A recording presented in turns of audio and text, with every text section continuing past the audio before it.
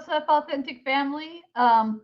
This is an authentically messy master bedroom because uh, everything that we don't know what to do with has kind of been thrown up here. So you're getting my authentically in need of a major cleaning bedroom because I kind of moved some stuff up here because I haven't like created a little studio yet. So welcome to Monday Motivations, Monday, April 26th. Can you believe how fast this year is going? It's almost like, hold on. I'm all messed up. Oh, well. It's almost like we're kind of in the COVID groove and we know what to do now because, like, this time last year, everything was all still like, oh my gosh, people were just starting to work from home and everything. And now it's just kind of like, what did it feel like before? And I'm really glad that my company in Houston allowed me to work remotely when we ended up moving to Tennessee. So, it's a beautiful day in Tennessee. I've been to the chiropractor, feeling better. Don't know why it took me years and years to go, but working on that and got a lot of projects going on just in the house. We really are still completely unpacking. And so my thing for this week is try to get this master bedroom like completely unpacked. And even though we threw a lot of stuff away before we moved or gave it away, it's like, do we need that? Do we need that? Do we need that? Because you just end up taking it house to house if anybody's ever moved. And that's probably where we're going today. When you hold on to something because you think you might need it somewhere down the road, you end up just taking it everywhere. And we do that with, we also do that with, what's the word I'm looking for? We do that with coping mechanisms. So let's talk about that for a minute. So when I was a kid, there are certain coping mechanisms as you respond to life or any trauma or anything. Who knows? As a kid, it's whatever, right? Let me see. I've got a comment here. Hey, golly, yeah, I'm a little early. I'm actually late. I was supposed to start at 8:30, but anyways. So I digress. When you're a kid, you have this amazing ability to create these coping mechanisms. You don't have the language for it because you don't even know what that means, when you're 2, 3, 4, 5.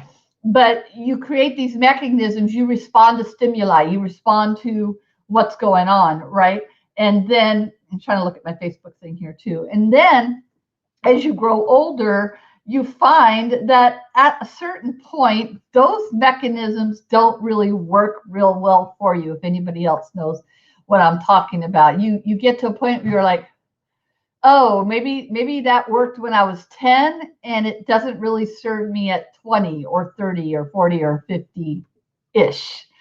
So I'm seeing that with even the things that I brought with me from all the way back from Seattle to being on the road, to what we put in storage, to moving to Arlington, Texas, to moving to Houston, Texas, and now moving to Ottawa, Tennessee, right outside of Chattanooga. It's like there's some things, like I have a green chair over you here. You can't see. It's our favorite chair.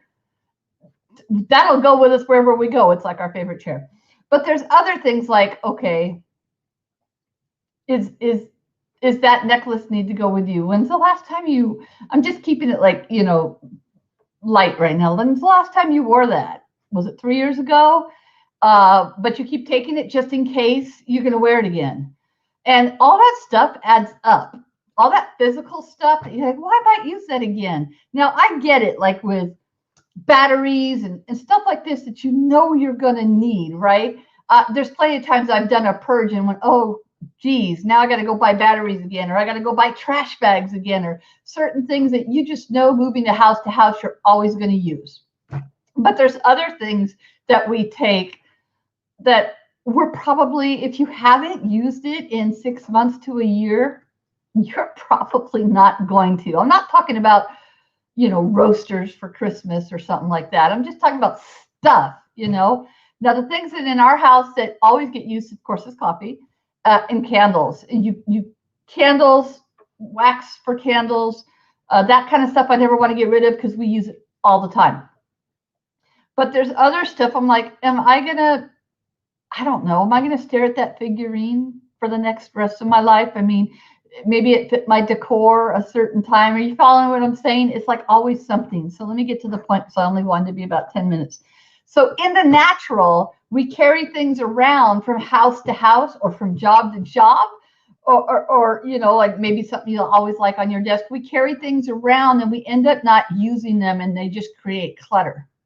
And we do the same thing in our mind and our will and our emotions, that we carry things around either because we're wounded, and this might rub you the wrong way, but we kind of like that woundedness is kind of a badge. That's a whole other teaching. And like, I'm gonna hold on to that in case I need to pull it out. And I can say, see, I told you, you did that to me, you did that to me. That's a whole nother teaching. That's a whole sermon. But so we like to carry woundedness around. We also like to carry our insecurities around. Been there, done that, wrote the book. Not yet, but you know what I mean. We like to carry around false beliefs because they've served us, but they don't serve us any longer. So we have all this physical baggage. Like, I'm dealing with the physical baggage of moving. Like, oh man, I thought I really purged really well before we moved. And I have more purging to do, and I'm cool with that, right? And but we have emotional purges, physical purges that we tend to carry with us. And what I mean, we'll carry that into relationships, we'll carry that into work relationships, we'll carry that into friendships, we carry that into our own relationship with self, our relationship with God, or with our church, or whatever. We carry these things around. So my question for you today in the next 2 minutes is, what have you been carrying around from situation to situation, to circumstance to circumstance, that you don't need anymore? And is it time to, I'll say take out the trash, but it doesn't mean that all your thoughts are trash, but is it time to do a spiritual house cleaning in your life this morning?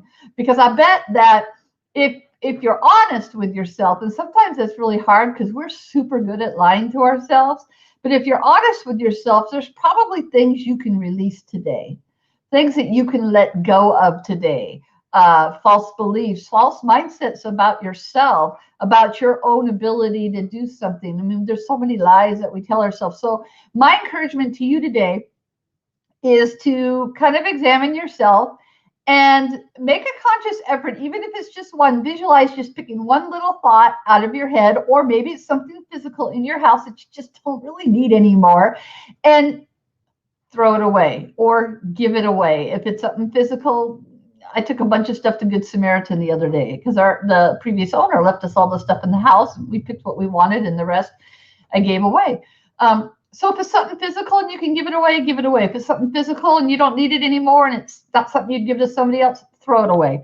If it's something in your mind, a mindset, a wrong belief about yourself, or a prejudice, or an anger, whatever it is, I can just encourage you today to start taking out, start purging your spiritual house, start purging your natural house of things that you don't need. Now, you don't have to go overboard and do a complete body, soul, spirit makeover, but just pick one thing today that you can actually throw away because you don't need it anymore, and it's cluttering up your natural space, it's cluttering up your mental, spiritual space, and all that space takes energy. So when you have things that are cluttering your mind, especially, then your energy goes down.